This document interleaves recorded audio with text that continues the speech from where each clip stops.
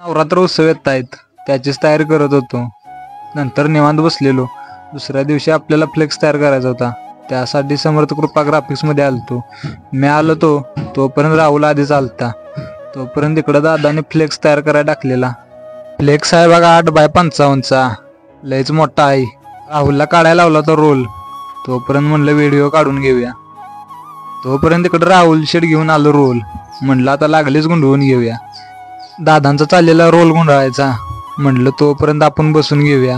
Banner छापायला वेळ लागणार होता. बॅनर छापून गुंडवून आणला बाहेर. तोपर्यंत आकाश पण आलता. बॅनरला लावला खांदा आणि आलो गाडीवर बसून गावाकडे. विषय आहे का, एकदाची गावात एंट्री मारली. गल्ली बोळातनं रस्ता काढत पोचलो मंडळापाशी. म्हणलं आता बॅनर पहिल्यांदा ठेवला पाहिजे.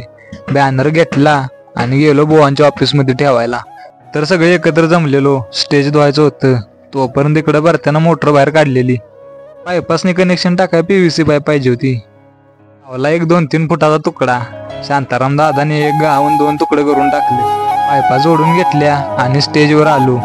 सगळेच सग धुवून काढलं. स्टेज धुवून झाल्यावर परत खाली आलो. मंदिराच्या पुढची फरशी पण धुवून घेतली.